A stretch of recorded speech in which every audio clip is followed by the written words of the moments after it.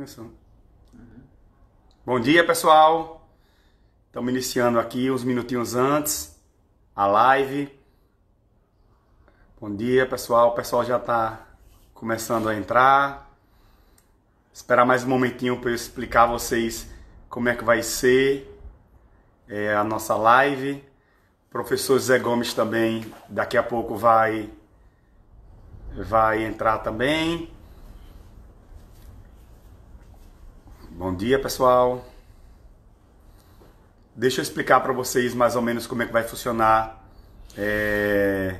a live de hoje.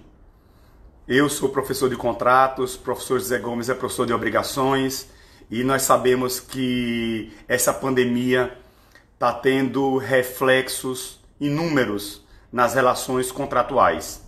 Então, hoje nós vamos conversar com vocês sobre as teorias que nós temos, tanto no Código Civil, como também no CDC, que podem ser aplicadas às relações dessa pandemia. Professor Carlos Costa também já está entrando. Bom dia, professor. Estamos aguardando o professor Zé Gomes para iniciar. E aí nós vamos... Professor Gomes acabou de entrar. Vou adicionar ele.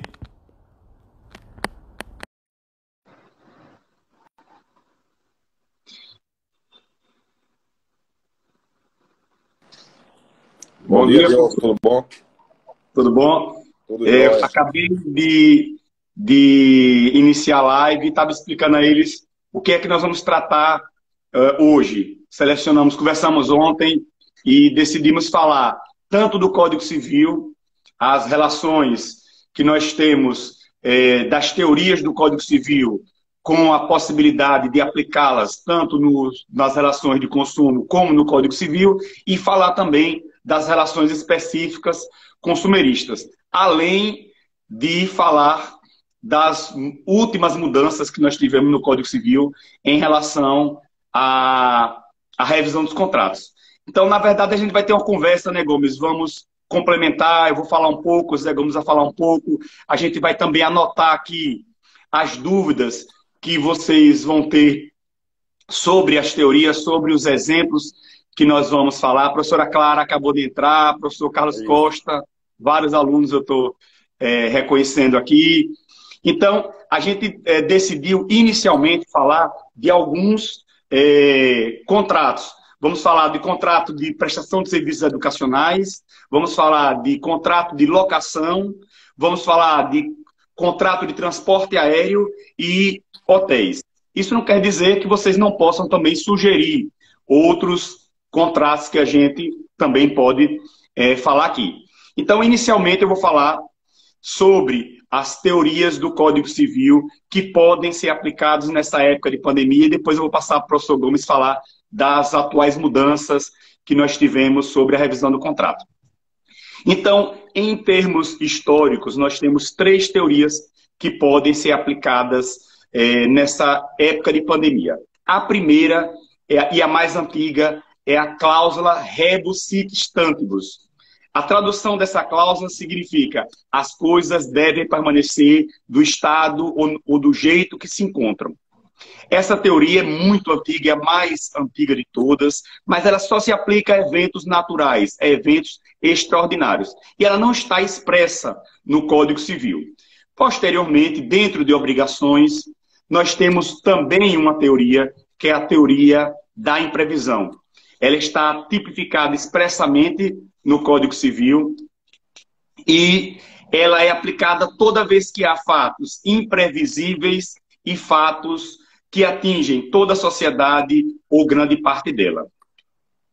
Além disso, a última teoria do Código Civil é a teoria da onerosidade excessiva, que se aplica toda vez em que houver fatos extraordinários, imprevisíveis, que traga onerosidade e que seja superveniente. Essa última teoria, especificamente, eu vou passar a palavra para o professor Gomes se apresentar e falar também. Essa última teoria, na verdade, é uma crítica enorme na doutrina e na jurisprudência, porque a atual teoria da onerosidade excessiva no Código Civil, ela uniu três teorias anteriores.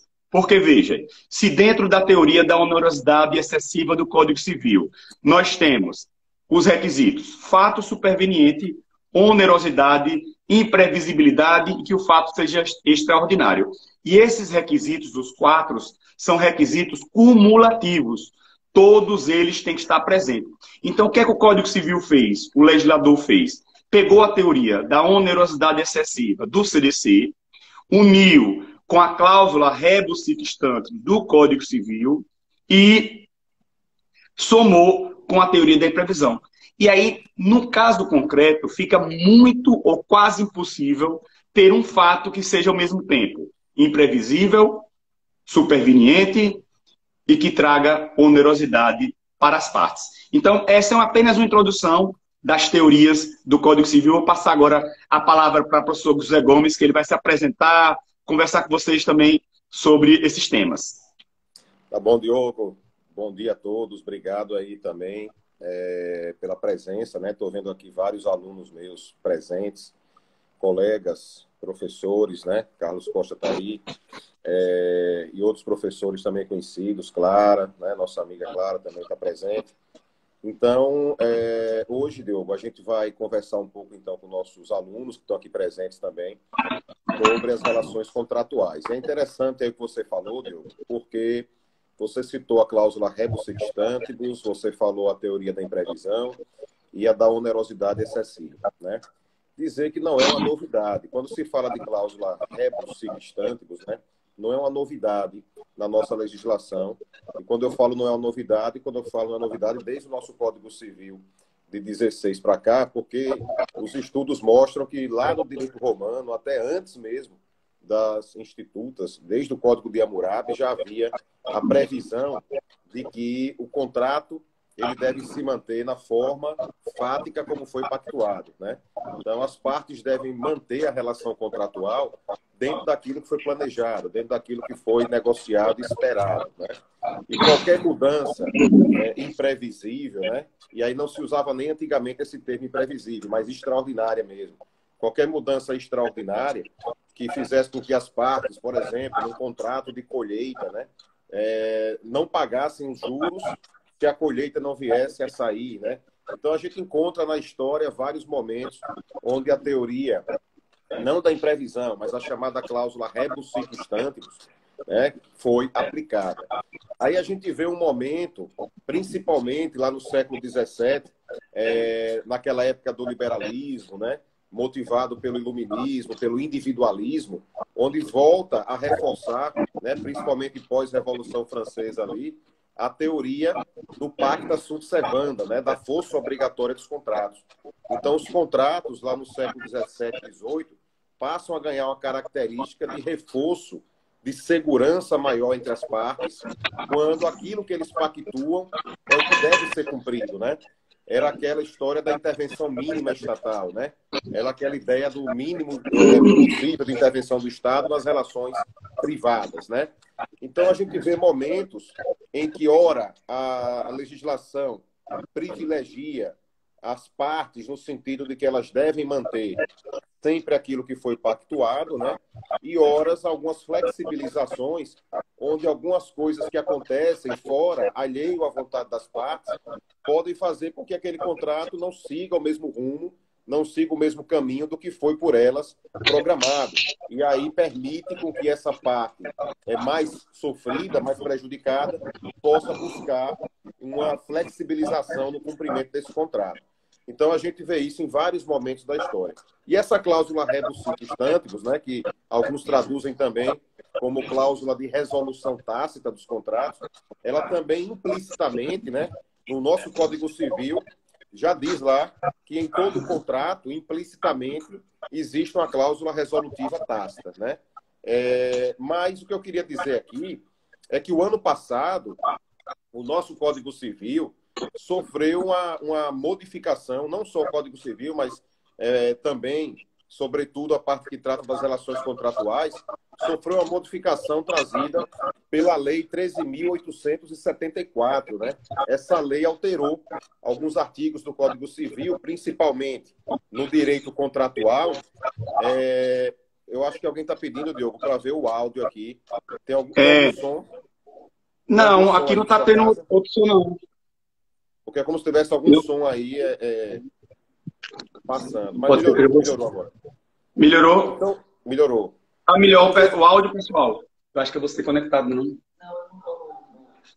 Teve algum som aí que estava atrapalhando, eu acho, algum som. Foi. Mas eu acho que melhorou. Vê se melhorou. Perguntar ao pessoal se melhorou o áudio aí.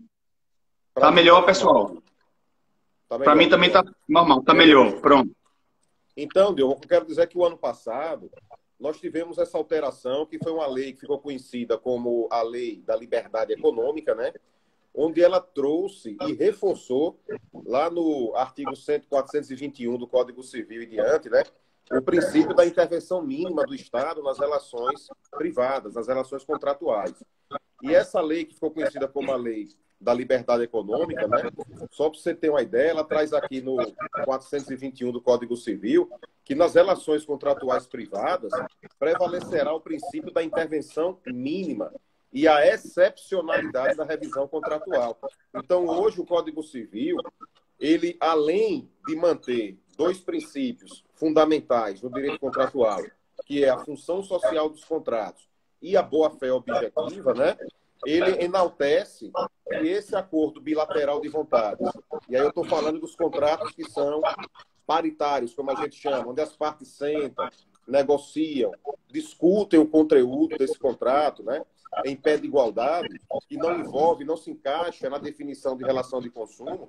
Então, as partes têm uma liberdade de negociar o contrato, o seu conteúdo, e não só isso. As partes podem, inclusive, no contrato, dispor sobre a sua própria revisão, sobre a sua própria resolução, sobre, inclusive, a interpretação das cláusulas contratuais, né? Então, isso ficou bem claro nessa lei da liberdade econômica, o que denota a vontade do legislador de retornar os contratos cíveis e empresariais, né, negociais, que esses contratos eles devem justamente manter aquilo que foi acordado e aquilo que foi pactuado, né? Aí você diz, bom, então é um retorno de uma segurança jurídica maior entre as partes, um reforço do pacta sunt servanda, né, do princípio da força obrigatória dos contratos. Sim, na verdade não é um retorno, mas uma ratificação da força do princípio da força obrigatória dos contratos, que nunca deixou de ter, porque nós temos aí, nas relações contratuais, sempre a autonomia da vontade, as partes devem exteriorizar suas vontades recíprocas de boa-fé em torno de um objeto e fazer nascer essa relação contratual. Então, claro que o contrato sempre nasce desse acordo bilateral de vontades, e uma vez preenchidos os requisitos legais, ele passa a ter vigência e eficácia. E a força obrigatória é uma consequência. Só que o que o Código Civil trouxe agora é que as partes podem dirimir nessa relação contratual sobre todos os aspectos do contrato, deixando o Estado de fora em relação a essa intervenção. Mas, ao mesmo tempo, essa lei ela manteve no Código Civil a exceção da possibilidade do contrato ser resolvido pela onerosidade excessiva, né? Agora, o interessante, Diogo, você falou aí sobre a onerosidade excessiva, que seria uma junção das outras teorias, e é verdade, porque quando a gente vê lá no artigo 478 do Código Civil, que trata do princípio da onerosidade excessiva, ele traz justamente a possibilidade ainda de aquela parte que se sente mais prejudicada numa relação contratual por um fator extraordinário, imprevisível, né? E que põe essa parte numa desvantagem onerosa em relação à outra, dela buscar a resolução do contrato, né? Só que quando a gente fala buscar a resolução do contrato, que seria a dissolução do negócio para que ela não se estrangule ainda mais numa situação desequilibrada, mas por que não também buscar a revisão do contrato, né? Porque eu acho que nessa nova visão do Código Civil, A resolução deve ser o último caminho a ser perseguido pelas partes. Porque se as partes têm intenção de manter aquela relação contratual da forma como foi pactuada, se elas têm intenção de que o contrato se cumpra, e foi dessa forma que eles exteriorizaram suas vontades naquele momento lá atrás. Então, a resolução por onerosidade excessiva, ela deve ser interpretada conjuntamente com a revisão dos contratos, ou com a possibilidade de rever o contrato. Tanto é que o 479 do Código Civil, ele diz que, diante da onerosidade excessiva, aquela parte que se sente lesada, que está desequilibrada economicamente na relação contratual, além de poder pedir a resolução, mas a outra parte, em tese, a credora, que vai receber aquela prestação ali, e que estaria numa situação, em tese, mais cômoda, ela também pode querer manter... Ô, Gomes, você está me ouvindo? Você está me ouvindo, Gomes? Só o pessoal está reclamando muito do áudio. Eu coloquei já meu celular no silencioso. E aqui em casa não tem nenhum aplicativo ligado. Só o celular mesmo. Não, o problema não era a sua voz. O problema era um eco que estava tendo aí quando, no seu microfone, como se fosse algum outro aparelho ligado, algum outro som ligado. Entendeu? Mas você está ouvindo esse eco, Gomes? Agora estou. Está perfeito agora. Está ouvindo? Agora tá bom. Agora tá bom. Melhorou ou tá ouvindo ainda? Tá bom, melhorou. Então, Diogo, só retomando aqui, Diogo, o que eu estava falando, né? O nosso Código Civil... Eles estão dizendo aqui que o eco é quando você fala. Você tá com algum aplicativo aí, Gomes? Ligado? Não, normal. Porque ele diz que o eco é quando você fala. O pessoal tá dizendo aqui no... Tá normal. Mas eu acho que diz comigo, enquanto o Diogo fala, tá normal. O eco tá no de professor José Gomes. Não sei, tá falando. Normal aqui, não tem nada ligado. Não tá com outro aplicativo ligado, não, né? Do Meet, nem do Google, não, né? Não, tá desligado, tá pausado. Porque a gente tá em conferência, eu acho. Deixa eu ver aqui, peraí. Eu acho que pode dar em conferência. Pronto, eu acho que... Não sei se vai melhorar agora. Por enquanto, não teve nada, não. Então, Diogo, só para concluir aqui o raciocínio que eu estava colocando, quando eu falo, se eu transmito. Só para concluir aqui o raciocínio, bora ver se melhora aqui agora. Só para concluir o raciocínio, Diogo, o nosso Código Civil, no artigo 479, ele traz, então, a possibilidade de quando aquele contratante que está numa situação mais onerosa, por um fator extraordinário, por um fator imprevisto, a outra parte, para não querer resolver o contrato, a outra parte pode manter o contrato, se oferecendo à outra parte para reduzir a prestação, reequilibrar a prestação. Então, o Código Civil, na verdade, quando ele fala da onerosidade excessiva, ele permite a resolução do contrato, mas também permite que as partes, em comum acordo, tentem manter a relação contratual se auto-reequilibrando em relação às prestações, né? Então, isso só reforça o fato de que a resolução contratual ela pode ser evitada quando a outra parte se oferece para equitativamente manter as condições daquilo que foi contratado. Então, hoje, no Código Civil, nós temos a possibilidade dos contratos serem mantidos pelo acordo bilateral de vontades também, ainda que haja alteração, desequilíbrio por força de fatores imprevistos extraordinários, né? Então, Diogo, o que está acontecendo hoje, nesse momento de pandemia que a gente tem visto aí, com os decretos, com o estado de calamidade pública decretado, com o fechamento de vários negócios, com o fechamento de várias empresas, o que a gente tem visto é uma recessão econômica aí se iniciando em muitos negócios. Claro que outros estão abertos por força dos serviços essenciais que são mantidos, né?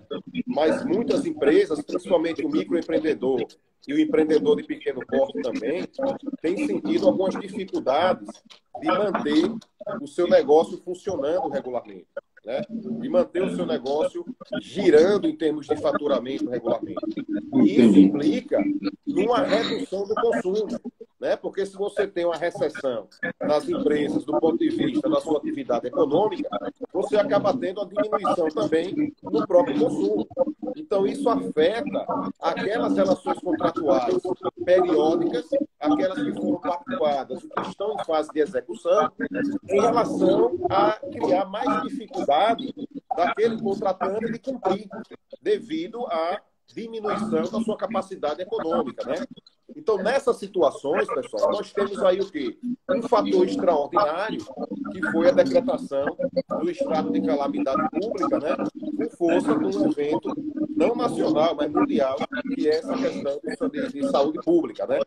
E esse fator extraordinário, também agregado à sua imprevisibilidade, né, já que não havia previsão que isso acontecesse, você tem aí duas situações que implicam na possibilidade desses contratantes que estiverem numa situação econômica dificultosa no cumprimento de seus contratos, de pedirem a revisão desses contratos ou a sua própria resolução.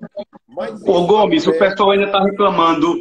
Desculpe interromper, mas o pessoal está reclamando. Será que você teria como botar um microfone, um fone? Você tem um fone? Diogo, só se eu tentar aqui entrar, sair, entrar... Eu vou tentar falar agora. Eu vou falar agora um pouco para ver se o problema é aqui no meu. Você estava me ouvindo bem? Eu estou ouvindo perfeitamente. Só que os alunos estão dizendo, e os participantes, que é o retorno da voz que está ruim. Você está vendo também aí, né? Tô lendo. Olha, aqui. é o áudio de... o meu áudio está normal, pessoal. Dá para falar alguém aí, se está normal? O meu áudio está... Para mim, eu estou ouvindo bem o seu. Não. Para mim, eu estou ouvindo bem o seu. O meu está ok aí. Eu vou falar um pouco aí para ver se melhora e depois volta Gomes a falar. Então, pessoal, veja, em resumo... Eu terminei aqui falando sobre a onerosidade excessiva e a possibilidade dessa revisão nos contratos cíveis, né? Então, você pode dar uma continuidade nisso aí, então. E para o CDC. Então, pessoal, o professor José Gomes falou de forma clara e profunda sobre essas teorias que eu falei inicialmente para vocês, da rebus sic stantibus, da onerosidade excessiva e da teoria da imprevisão. E, principalmente, eu acho, foram as últimas reformas que o Código Civil teve no final do ano passado para, em resumo, dizer o quê? Que deve prevalecer o pacta sunt servanda e que deve haver a intervenção mínima do Estado nas relações contratuais. E lembrando, a revisão contratual deve ser aplicada de forma excepcional. Ou seja, os próprios contratantes, o legislador entendeu o seguinte, que os contratantes no Código Civil estão em pé de igualdade, estão de forma paritária, e eles podem, eles próprios, escolherem as cláusulas contratuais que vão realizar, como também eles podem dizer como será a futura interpretação. Então, essa mudança que o Código Civil teve no final do ano passado foi decorrente de uma medida provisória que trata da liberdade econômica. Então, na verdade, é uma declaração de liberdade econômica que alterou várias legislações do Brasil, inclusive o Código Civil em relação aos contratos. E aí, em resumo, a regra hoje em dia no Código Civil é: o contrato faz lei entre as partes. Excepcionalmente, o Estado, através do Poder Judiciário, pode intervir nesses contratos, tendo em vista o princípio da intervenção mínima estatal. Então, resumo que o professor Gomes falou, é isso. E aí agora eu queria falar para vocês um pouco do CDC. Diferentemente do Código Civil, que nós temos 3 teorias a serem aplicadas, que acabamos de falar, rebus sic stantibus, teoria da imprevisão e teoria da onerosidade excessiva, dentro do Código de Defesa do Consumidor só tem uma teoria, que é a teoria da onerosidade excessiva. Essa teoria do CDC, ela tem como requisito apenas 2 requisitos, que é, o primeiro, que o fato seja superveniente e que esse fato traga onerosidade para o consumidor. E aí, a gente imagina que a regra no CDC é a regra da revisão dos contratos, e não é. A regra do CDC é que o contrato seja firmado e seja mantido. Excepcionalmente, também é que o contrato pode ser revisado quando nós estamos diante de uma relação de consumo. E aí eu queria falar para vocês e abrir um parênteses para o seguinte. Toda essa conversa que nós vamos ter aqui é para mostrar a vocês as possibilidades das teorias que fazem com que o contrato possa ser revisto. Mas a gente tem que, primeiro, dizer que deve prevalecer o bom senso. Se você pode, numa relação de consumo, manter o seu contrato, adiar, suspender, isentar o pagamento, deve ser feito dessa forma, sem necessariamente requerer ao Poder Judiciário que intervenha nesse litígio, nesse contrato. Então, nesse primeiro momento, que nós estamos em pandemia, o ideal é que haja um acordo de vontades feito pelos próprios contratantes. Então, eu estava conversando com o professor Zé Gomes, que ele já advoga para algumas empresas que têm contrato de locação, e eu também, que a gente firmou vários contratos, vários acordos nessa época de pandemia, sem a presença do Poder Judiciário. Então, por exemplo, em um determinado contrato de locação, pode o locador entrar em contato com o locatário e modificar temporariamente esse contrato sem que tenha necessariamente que ingressar com ação de revisão contratual, sem que tenha necessariamente que requerer ao Poder Judiciário que faça isso. Então, a gente tem que diferenciar, principalmente nessa época, são 3 situações. Primeiro, quando se faz uma mudança do contrato, essa mudança pode ser através de um desconto. Então, por exemplo, pode o locador conversar com o locatário para, durante os meses em que nós estamos vivendo dessa pandemia, dar um desconto no pagamento do aluguel. Então, eu conversei com o Zé Gomes, ele me disse que alguns contratos ele fez 10%, 12% de desconto. Eu já tive alguns contratos que chegou a 30% de desconto. Então, desconto é a possibilidade do inquilino não pagar aquele valor naqueles meses que nós estamos diante da pandemia, que é diferente isso da suspensão e da isenção. Quando as partes querem suspender o contrato, isso significa que, durante os meses em que o contrato está em vigor, não será pago aquele valor, mas isso terá que ser pago posteriormente. Isso é a suspensão. Então, se o inquilino entra em contato com o locador e pede a suspensão, significa que naqueles meses em que, por exemplo, o comércio está fechado, o inquilino ele não vai pagar o aluguel, mas ele vai ter que pagar futuramente, e isso poderá ser, inclusive, diluído o aluguel. Essa é a suspensão. No caso da isenção, não haverá o cumprimento das obrigações, nem durante o contrato, nem posteriormente. Então, poderá, por exemplo, nos exemplos, inclusive do nosso estado de shopping center, os shopping centers estão isentando o pagamento dos aluguéis dos seus lojistas. Então, durante a pandemia, alguns shoppings isentaram o pagamento daquele aluguel. Então, é diferente. Relembrando, desconto de isenção e de suspensão.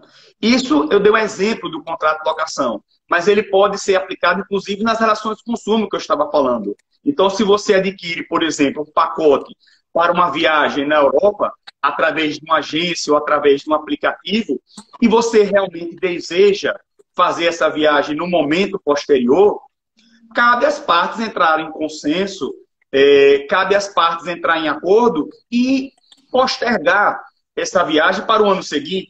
Então, imagine, por exemplo, que um cliente fez um pacote com uma determinada agência para viajar para a Europa agora em julho e não, obviamente, não vai poder concretizar essa viagem.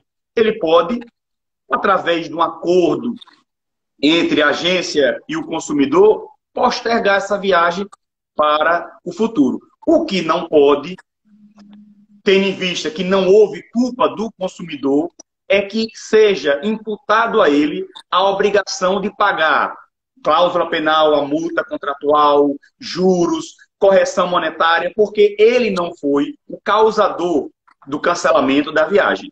Isso se aplica também às passagens aéreas compradas diretamente nas companhias aéreas. Se houver, por exemplo, a possibilidade de modificar essa passagem para um tempo posterior, não pode ser cobrado nenhuma multa e nenhuma juros ou correção monetária ao consumidor. E aí, lembrando que Gomes também pode complementar isso, que foi criada uma medida provisória especificamente para essas relações de transporte aéreo e de hotéis, permitindo ao fornecedor pagar o valor, devolver, na verdade, o valor recebido pelo consumidor 12 meses após. Então, inclusive, Diogo, só para complementar aqui rapidinho o que você está falando, quando você falou da questão da suspensão do contrato de locação, né, deixa claro que o que a gente tem feito também é que haja uma suspensão do contrato de locação durante o estado de calamidade pública, né, e após a cessação desse estado, que as pessoas voltarem a ter sua atividade econômica regularizada, esse período que não foi pago o aluguel será diluído em parcelas futuras, até porque as pessoas estão se recuperando da situação de crise econômica, né? Então elas vão ser diluídas. Agora, em relação aos contratos de consumo que você falou agora, uma coisa me chama a atenção, que eu queria que você explanasse, viu? Eu estou ouvindo realmente um eco aí que as pessoas estão falando. É como se fosse uma janela aberta sua aí, alguma coisa mesmo. No meu? Quando eu falo, eu escuto refletir para mim. Mas aqui não tem não é uma janela aberta não. É engraçado isso. Então, veja, Diogo. Sim, a medida provisória, ela fala uma coisa interessante, né? Ela diz que nesses contratos de pacotes de turismo, de pacotes de viagem, o consumidor primeiro tem que tentar renegociar com a empresa para postergar sua viagem para o ano subsequente ou aproveitar os créditos para uma outra viagem, para um outro pacote. E só na ausência dessa negociação falhar é que o consumidor pode pedir a devolução do valor pago pelo pacote sem os encargos. Agora, a empresa de turismo poderá devolver em até 12 parcelas, a começar da cessação do estado de calamidade pública, que a gente não sabe quando vai cessar.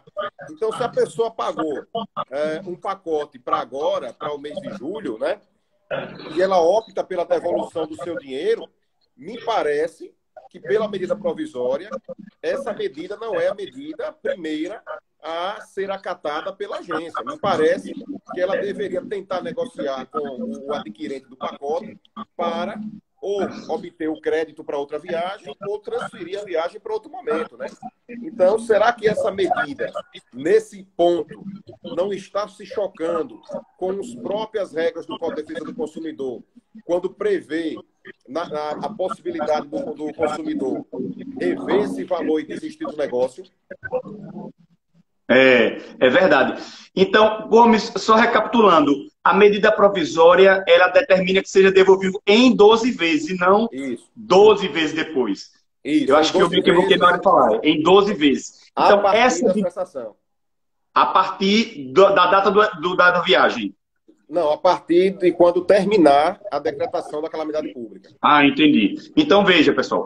A regra é o seguinte. Imagine se você comprou uma passagem aérea para viajar agora em julho para o exterior, um pacote.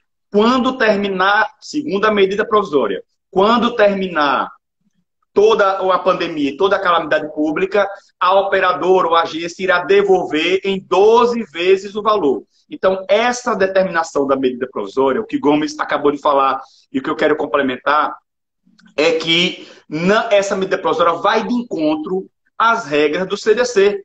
Porque na regra do CDC, quando o fornecedor não cumpre a obrigação, cabe ao consumidor optar pela devolução imediata ou outro produto, outro serviço.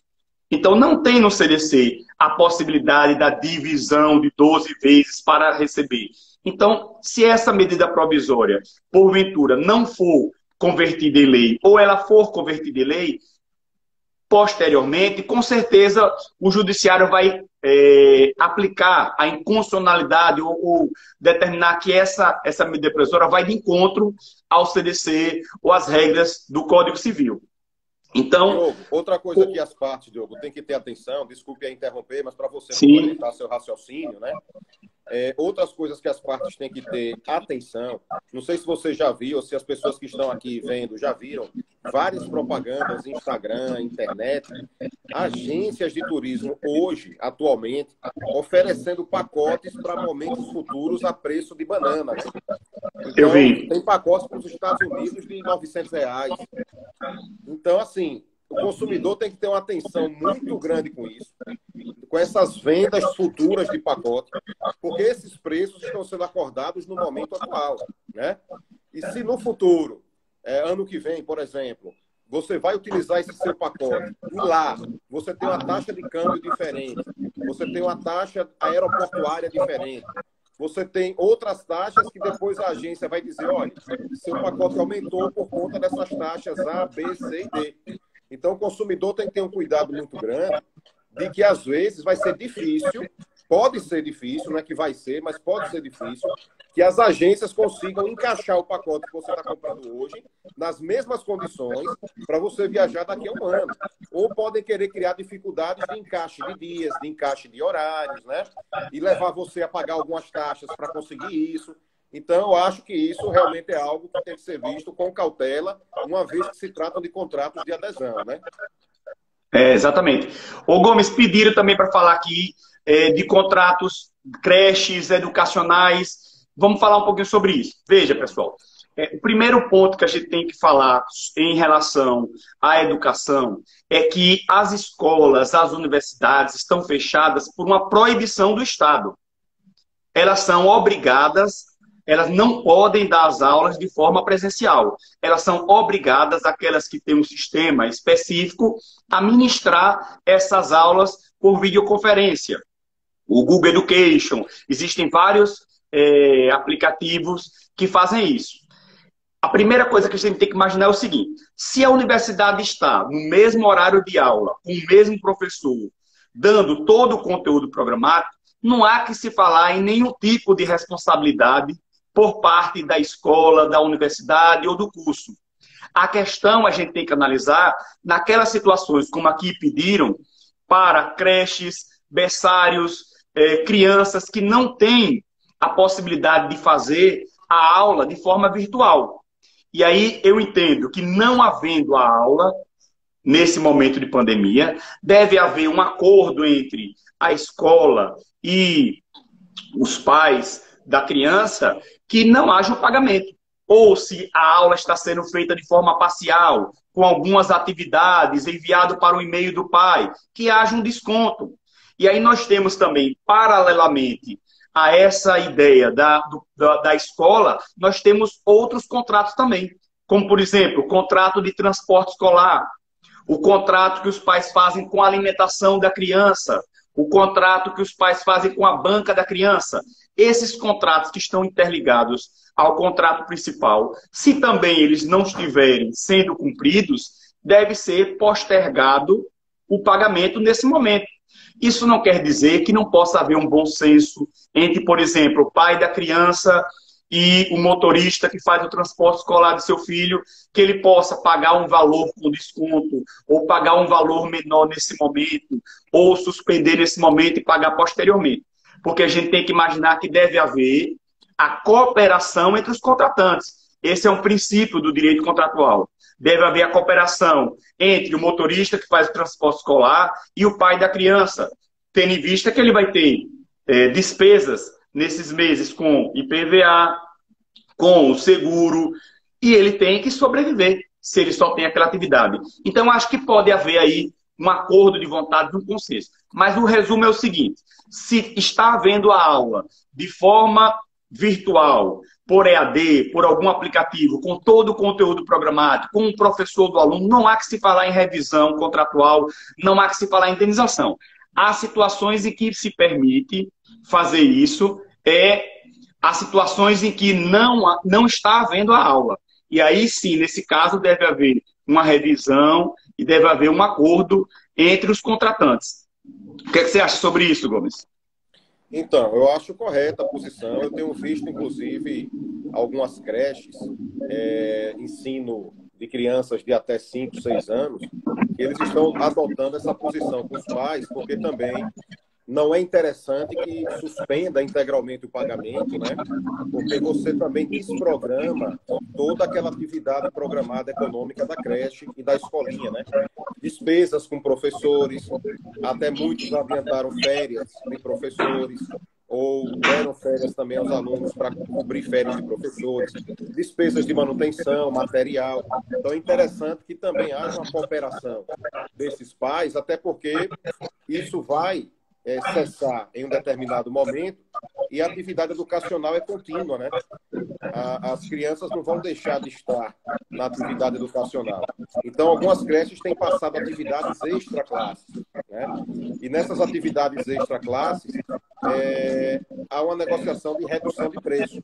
Agora, algumas escolas de maior porte, que têm educação infantil até o ensino médio, a gente tem visto medidas que eles podem adotar para compensar, com um desconto maior ainda na mensalidade, às vezes chega até 100% para crianças pequenas, né, da educação infantil, e uma redução menor para o fundamental e médio, tendo em vista que a aula vai ser disponibilizada online, né, e em muitas dessas aulas, como é colégio, as crianças não terão, às vezes, o turno da tarde, não terão a educação física, não terão o esporte, que se for pago à parte tem que ser descontado, né?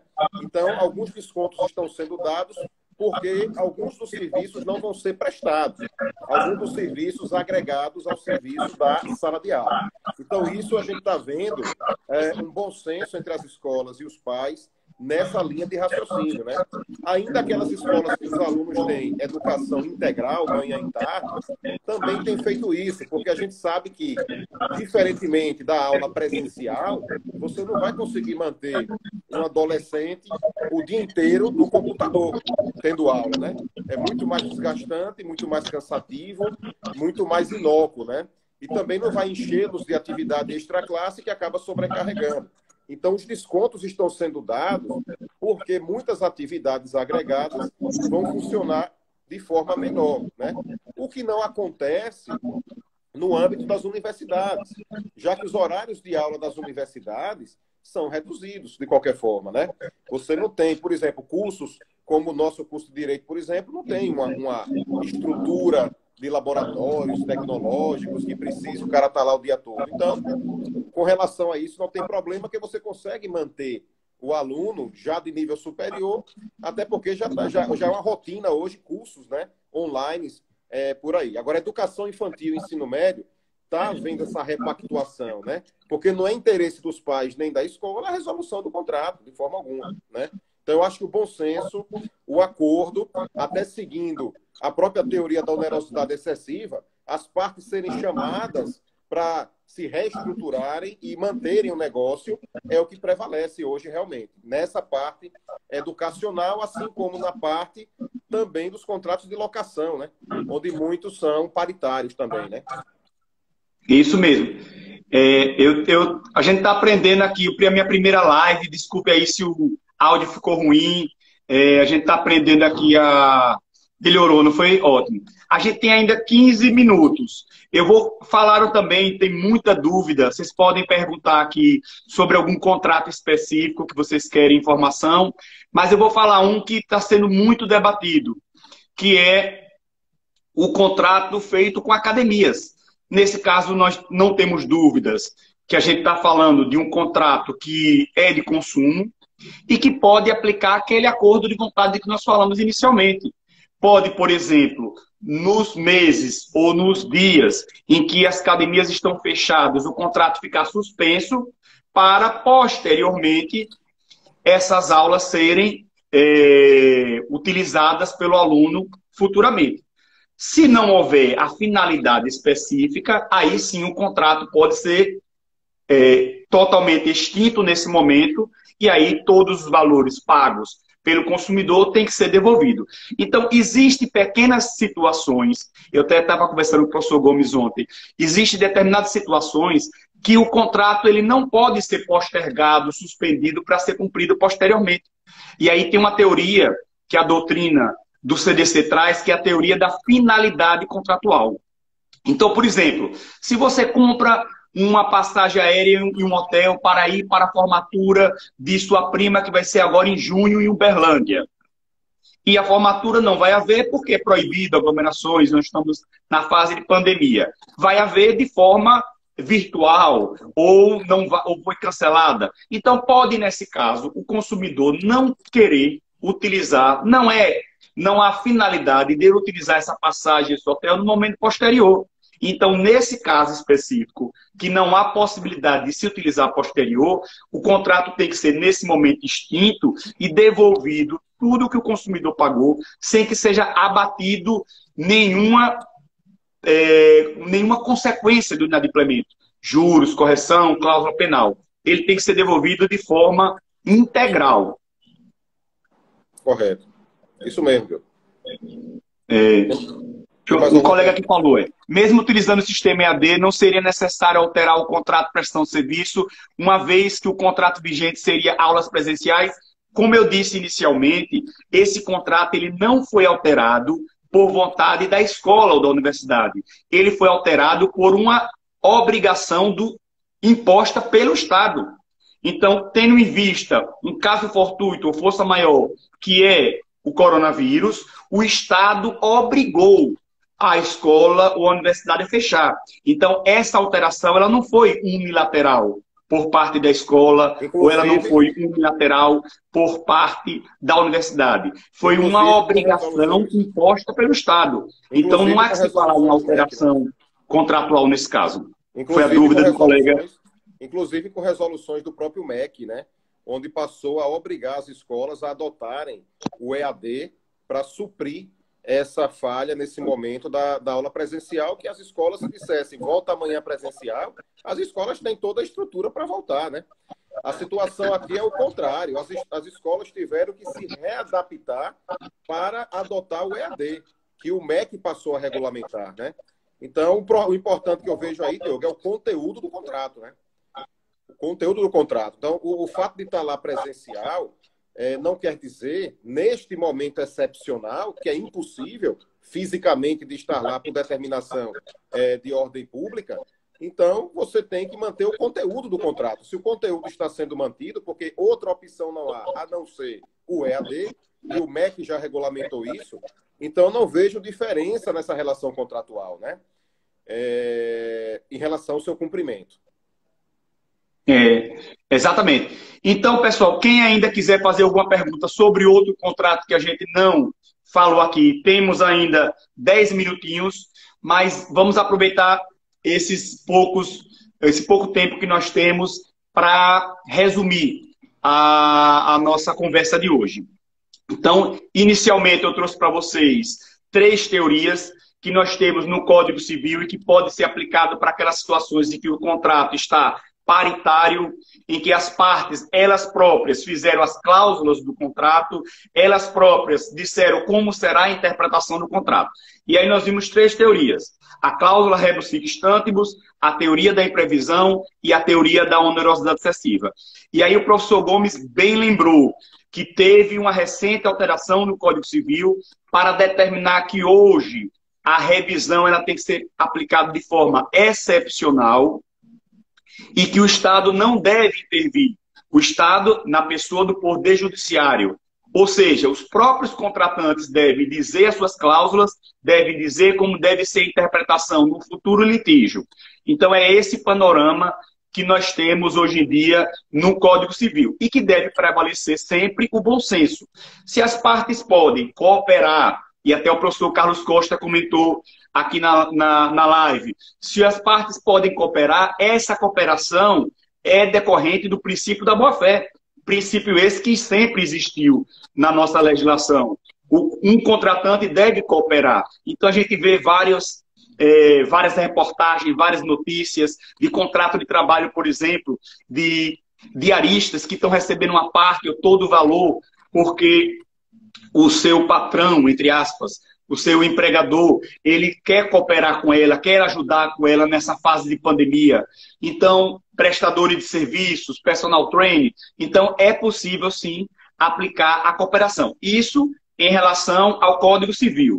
Vimos também, em relação ao CDC, que dentro do CDC nós temos apenas uma teoria que possibilita a revisão, que é a teoria da onerosidade excessiva, que, diferentemente da onerosidade do Código Civil, que tem 4 requisitos, a do CDC só tem 2, que são eles: fato superveniente e que traga onerosidade. Ninguém tem dúvida aqui que essa pandemia do coronavírus é um fato superveniente e que pode trazer onerosidade ou não.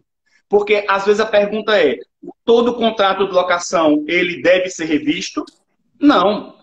Porque existem situações, por exemplo, de um funcionário público federal que é inquilino e que está recebendo o seu salário em dia. Ele vai aplicar alguma teoria para demonstrar que houve onerosidade em razão da pandemia? Não. Porque ele está recebendo integralmente o seu salário. Mas um lojista, por exemplo, um inquilino que é dono de um ponto comercial, aí nessa outra situação, o fato superveniente, que é a pandemia, traz onerosidade para o inquilino que é empresário. Então, o juiz tem que analisar o caso concreto para perceber se pode ou não aplicar a teoria. E lembrando a vocês, apesar da gente estar com os fóruns fechados, entre aspas, o Conselho Nacional de Justiça determinou que as liminares, os processos de urgência serão despachados pelo advogado junto ao juiz e serão deferidos a liminar pelo judiciário. Então, o judiciário está trabalhando numa situação excepcional, numa necessidade, por exemplo, de uma análise de uma liminar em decorrência de uma teoria da revisão contratual. Pode sim o consumidor ou o contratante ingressar com ação de revisão, pleitear uma liminar, uma tutela ao judiciário, e o judiciário terá que analisar e deferir ou não o caso. Existe, inclusive, a possibilidade do advogado, através de videoconferência, conversar com o juiz antes do despacho dessa liminar, explicar a situação ao juiz, preferencialmente que seja por videoconferência, mas pode ser, em último caso, ser feita de forma pessoal. E dentro ainda do CDC, nós vimos que existe uma teoria, que é a teoria da finalidade, que quando a finalidade desse contrato não pode ser postergada futuramente, aí cabe ao consumidor a única opção, que é extinguir o contrato e dele não pode ser cobrado nenhuma taxa, nenhum juros, multa ou cláusula penal, que é o que são sinônimos. Então, é esse resumozinho que eu queria deixar claro para vocês, e aí eu vou abrir a palavra para o professor Gomes, para ele também fazer algumas considerações finais. Não, Diogo, acho que a gente está aqui já em cima do horário praticamente. Eu queria só agradecer também a todos que estiveram presentes, né? Dizer a todos que estão presentes, alunos, amigos, colegas que eu vi aqui passando pela nossa live, que qualquer dúvida também, os meus alunos tiram em sala de aula, né? Qualquer dúvida podem mandar por direct aqui também no Instagram. Semanalmente, pessoal, quem me acompanha, eu também tenho postado notícias, né, sobre as novas legislações que vem alterando por força desse momento excepcional, né? Alguns vídeos no meu Instagram, né, que é meu nome mesmo, é @José Gomes de Brito Neto, né? Então, quem quiser, só seguir lá também, tirar dúvidas, porque é um momento que a legislação tem sido modificada constantemente, né? Então, é para dizer que a gente está lá à disposição também, Diogo. E agradecer aí pela live para a gente esclarecer um pouquinho mais sobre esse momento dos contratos. Ok, então, Gomes, muito obrigado pela presença, Gomes. Com certeza foi enriquecedor. Meu colega há muitos anos de trabalho, a gente tem as mesmas ideias de contrato, de obrigações. Sempre eu ligo para ele para tirar dúvida. Então foi bom ele estar aqui presente para acrescentar. Desculpe, pessoal, alguma interferência de áudio, a minha primeira live, mas eu vou me inteirar mais sobre essas questões de áudio, para que na próxima live, com certeza, não tenha nenhum empecilho. Então, eu também estou à disposição de vocês, dos meus alunos, principalmente na sala de aula, ou dos seguidores aqui do Instagram, para qualquer dúvida. E aí vou encerrar e desejar um bom final de semana para vocês. Obrigado pela presença. Tchau.